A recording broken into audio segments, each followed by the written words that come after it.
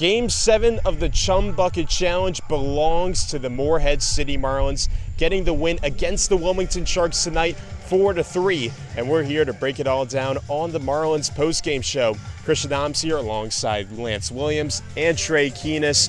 This win snaps a 3-game losing streak for the Fish. They really needed this win tonight. And Lance, it was a pitching performance that Morehead City really needed as well.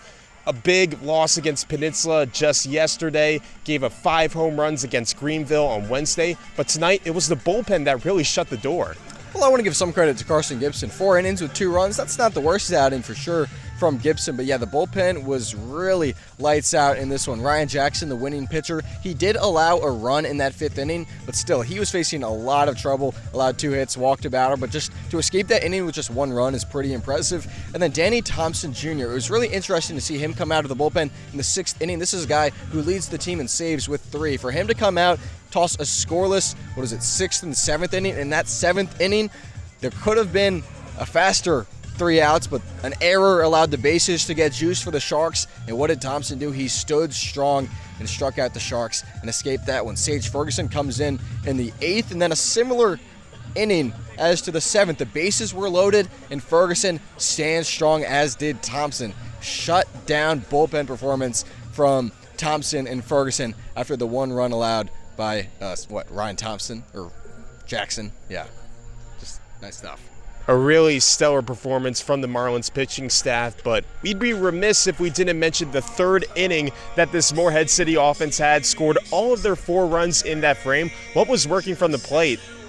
Honestly, it was just execution with runners in scoring position, Christian. A very loud scoreboard tonight if you look at it. 10 hits for the Sharks, 3 errors committed in the field for the Marlins. And you would certainly think that maybe the Sharks would have gotten the best of the Marlins once again, but it was Morehead City tonight that came out on top. And it was because when they had runners in scoring position, they took care of business. Nate Anderson with his 10th multi-hit game of the season tonight. He had a 2-run double, which he was able to also come home and score on a throwing error as well, so making it 3 runs, coming home ultimately. And Tanner Malley was able to drive in Chayton back earlier on in that inning as well. So really just a complete performance from Nate Anderson and the top of that Marlins batting line. We touched on it in the pregame show. The importance of them really getting things started and keep getting the ball rolling. Tanner Malley was fantastic tonight. Nate Anderson was stellar. It's really all you can ask for. They did what they needed to do and got the job done, and that's just what this Marlins team has been able to do this season. You know, you look back at a couple of these games, more in the games that were decided by 3 runs or less in the series specifically, Wilmington had taken 2 of those games, and tonight Morehead City able to get back on top. So credit to the Marlins and their offense, which did just enough tonight to get the job done.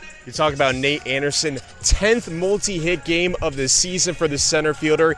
He is elite, folks. Head coach Sam Carroll certainly thinks so. We had a chance to catch up with him after tonight's win. Christian Adams here with Marlins head coach Sam Carroll after the Marlins win it 4-3 against the Sharks tonight. Coach, snapping a 3-game losing streak for your squad. How good did it feel to get the win tonight? It's been a long time. So with the All-Star break, and we didn't take a lead in the second half until there in the 3rd inning with that 4 spot, and how electric is Nate Anderson. Been watching that guy for 3 years. I've said this for 2 or 3 years. He's the best outfielder in the CPL, and I mean, he's electric. Love that guy. He's a game changer. I was going to say, with how Anderson played tonight, I was going to ask you the question, do you still believe he still is the best center fielder in the CPL? And given with what you just said, I think your answer is still yes. 10 multi-hit games this season for Anderson. Just how big has he been for this Morehead City lineup? So that best center fielder, it's not just me. Also, like other coaches, we were at the All-Star break this past week and feel the same way about him. The guy's special. He's electric. He's going to be a great pro ball player, no question. And just fortunate enough to have him as long as we can have him. And then we're going to be watching him on TV someday.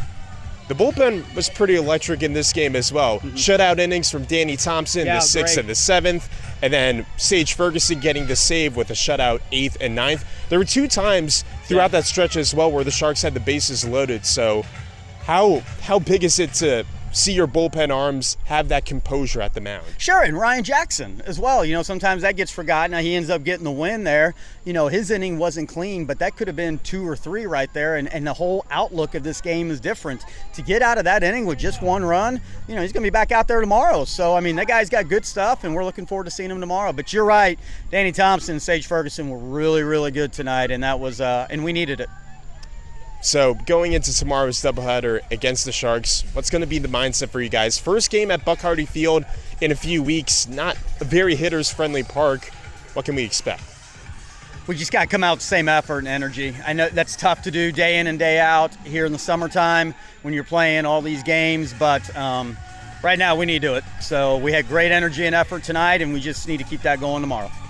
Big win for Morehead City tonight. Coach, thanks for taking the time to join us. Awesome, thanks. It's great to get in the win column, and let's get a couple more tomorrow. Thanks, guys. Appreciate the time, as always, from Coach Carroll. Shifting things over to tomorrow's doubleheader, Lance. First trip for the Marlins out to Buck Hardy Field in a few days, or rather a few weeks. A ballpark where we've noted it a bunch of times, ball doesn't travel quite as well, but regardless of that, what's going to be the biggest keys on both sides for Morehead City to come away with the wins? I think it comes down to pitching. In a doubleheader, granted they're each 7-inning games, but that's a lot of baseball that pitchers need to get outs in. So I mean, what is that? 42 outs that the pitchers have to record. So I think it will be whoever can prove that they have more bullpen depth or just pitching depth, or maybe even just starters going that extra mile, and that'll be a big part of that game. But like always at Buck Hardy Field, not a very hitters-friendly ballpark, although Morehead City did have the 10-0 win in the season opener on May 29th, but we all know it's a very different Sharks team with how they've reloaded their roster since that season opener.